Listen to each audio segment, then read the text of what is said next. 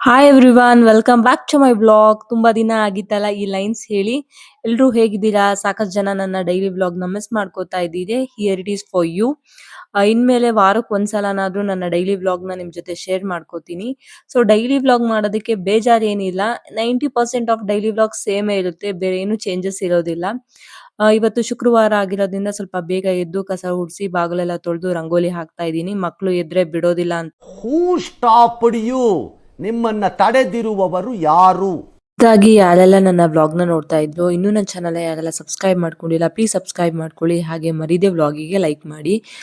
ಬಾಗಿಲು ತೊಳೆದು ರಂಗೋಲಿ ಹಾಕಿದ ನಂತರ ಹೊರಗಡೆನೂ ಕೂಡ ರಂಗೋಲಿ ಹಾಕಕ್ಕೆ ಬಂದೆ.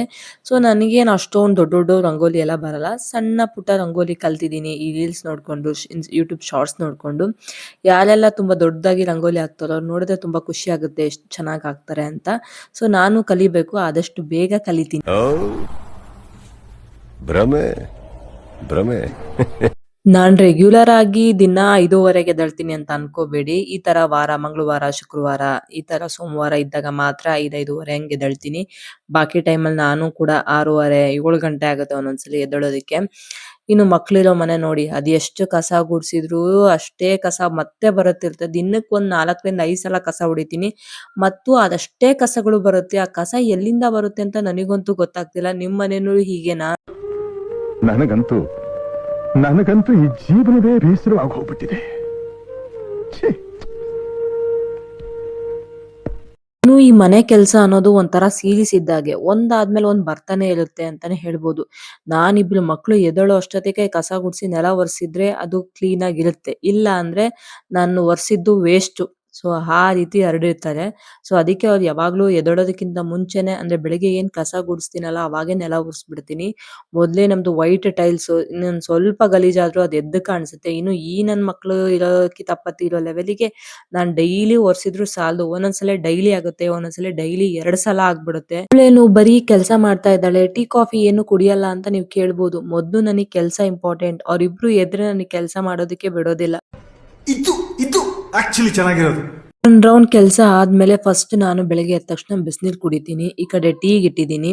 ಸೊ ಫ್ರೀ ಇದ್ದಾಗ ಕ್ಯಾರೆಟ್ ಜ್ಯೂಸು, ಬೀಟ್ರೂಟ್ ಜ್ಯೂಸು ಈ ತರ ಜ್ಯೂಸ್ ಮಾಡ್ಕೊಂಡು ಕುಡಿತೀನಿ ಖಾಲಿ ಹೊಟ್ಟೆಲೆ. ಫ್ರೀ ಇಲ್ಲ ಅಂತ ಅಂದ್ರೆ ಅಟ್ಲೀಸ್ಟ್ ಬಿಸಿನೀರಾದ್ರೂ ಕುಡಿತೀನಿ. ಡೈರೆಕ್ಟ್ ಆಗಿ ಟೀ ಕುಡಿಯಲ್ಲ. ಡೈರೆಕ್ಟ್ ಆಗಿ ಟೀ ಕುಡಿಯೋದು ಆರೋಗ್ಯಕ್ಕೆ ಸ್ವಲ್ಪ ಕೆಟ್ಟದ್ದು. ಸೊ ಯಾರೆಲ್ಲ ಅಭ್ಯಾಸ ಮಾಡ್ಕೊಂಡಿದ್ದೀರೋ, ಸೊ ಫಸ್ಟ್ ಬಿಸಿನೀರು ಕುಡಿದು ಆಮೇಲೆ ಟೀ ಕುಡಿ. ನಾನಂತೂ ಟೀ ಕಾಫಿ ಲವರ್ ಅಂತಾನೆ ಹೇಳ್ಬಹುದು.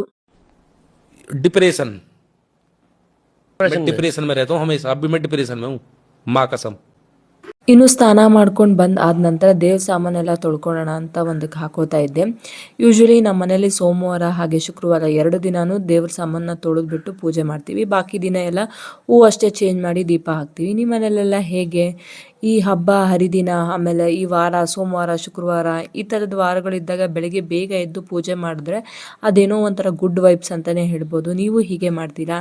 ನಾನು ಹಬ್ಬ ಹರಿದಿನ ಈ ಶುಕ್ರವಾರ ಮಂಗಳವಾರ ಅಷ್ಟೇ ಬೇಗ ಎದ್ದೇಳ್ತೀನಿ. ಬಾಕಿ ಟೈಮಲ್ಲೆಲ್ಲ ನಾನು ಕೂಡ ಲೇಟ್ ಆಗಿ ಎದ್ದೇಳ್ತೀನಿ. ಅಣ್ಣ ಇನ್ನು ಇನ್ನು ಇನ್ನು ಏನೋ ಬೇಕಣ್ಣ. ಇದು ಸರಿಯಾಗಿಲ್ವೇ? ಇಲ್ಲ ಬೇಕು. ಕರೆಕ್ಟ್. ಬೇರೆ ಏನೋ ಬೇಕು. ಬಿಡಿ ಮಾಡುವ ಅದಕ್ಕೇನಂತೆ. ಮೊದಲಿಗೆ ನಾನಿಲ್ಲಿ ಎಲ್ಲಾ ದೇವ್ರ ಸಾಮಾನುಗಳನ್ನ ತಗೊಂಬಂದು ಕ್ಲೀನ್ ಆಗಿ ತೊಳಿತಾ ಇದ್ದೀನಿ. ಕ್ಲೀನ್ ಆಗಿ ತೊಳೆದ್ಬಿಟ್ಟು ಆಮೇಲೆ ದೇವ್ರ ಪೂಜೆ ಮಾಡ್ಕೊತಾ ಹೋಗ್ತೀನಿ. ಎಲ್ಲರ ಮನೆಯಲ್ಲೂ ಪಿತಾಂಬರಿ ಪುಡಿನೇ ಬಳಸ್ತೀರಾ ದೇವ್ರ ಸಾಮಾನ ತೊಳೆಯೋದಕ್ಕೆ.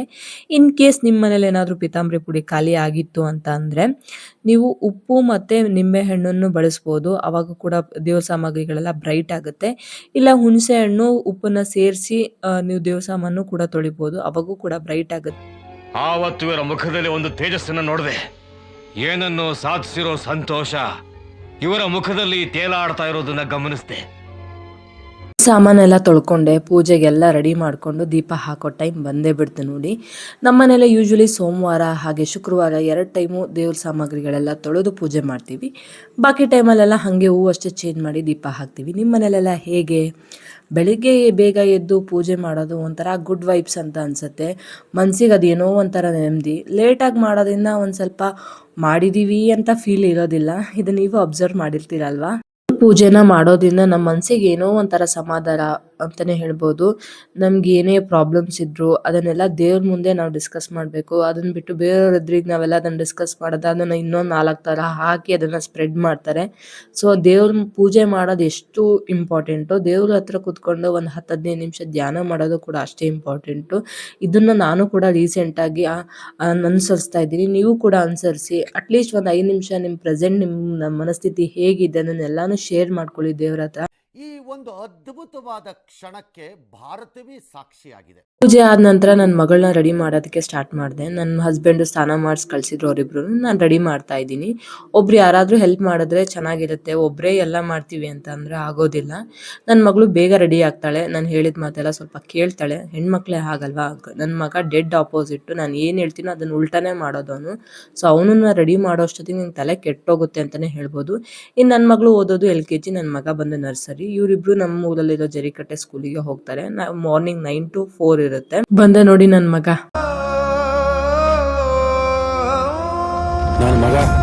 ನನ್ನ ಮಗನ್ ರೆಡಿ ಮಾಡಕ್ಕೆ ನಿಯರ್ಲಿ 10ರಿಂದ 15 ನಿಮಿಷ ಬೇಕೇ ಬೇಕು. ಯಾಕಂದ್ರೆ ಓಡಾಡಿಸ್ತಾನೆ ನನಗೆ ರೆಡಿ ಮಾಡಬೇಕಾದ್ರೆ. ಗಂಡು ಮಕ್ಳೇ ಹೀಗೆ ಅಲ್ಲ ಅನ್ಸುತ್ತೆ. ಇನ್ನು ಇವನ್ನಿಬ್ಬರನ್ನು ರೆಡಿ ಮಾಡಾದ ನಂತರ ಬಾಕ್ಸಿಗೆ ನಾನಿವತ್ತು ಪುಳಿಯೋಗರೆ ಮಾಡಿದ್ದೆ. ಸೊ ಆದಷ್ಟು ನಾನು ರೈಸ್ ಐಟಮೇ ಕಟ್ಟೋದು ಜಾಸ್ತಿ ಲಂಚ್ ಬಾಕ್ಸಿಗೆ.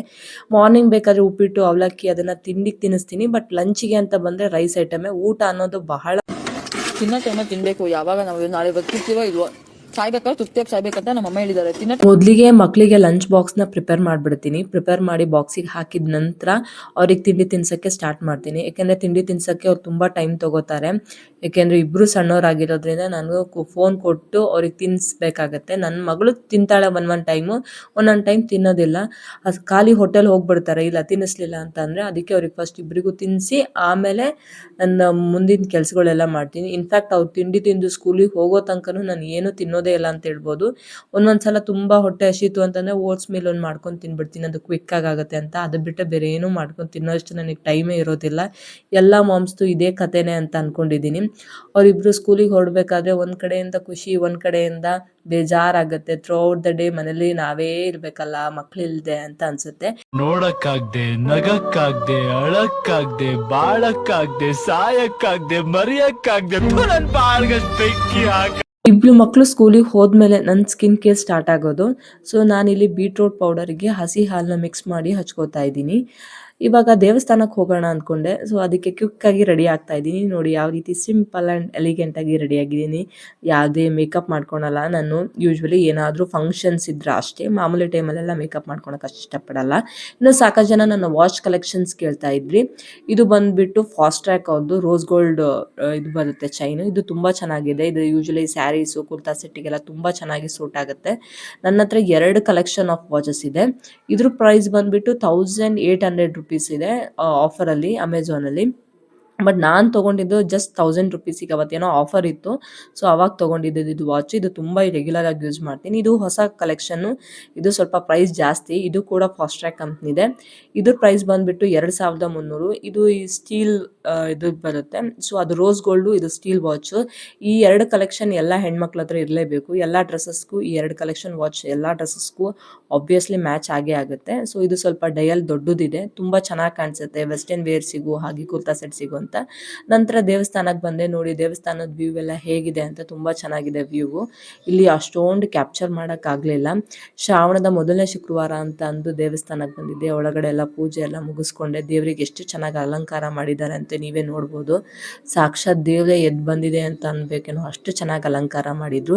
ಇನ್ನು ನಾನು ಮನೆಯಿಂದ ನಿಂಬೆಹಣ್ಣಿನ ದೀಪನ ಹಚ್ಚಬೇಕು ಅಂತ ತೊಗೊಂಬಂದಿದ್ದೆ. ನಿಂಬೆಹಣ್ಣಿನ ದೀಪನೂ ಕೂಡ ಹಚ್ಚಿದೆ.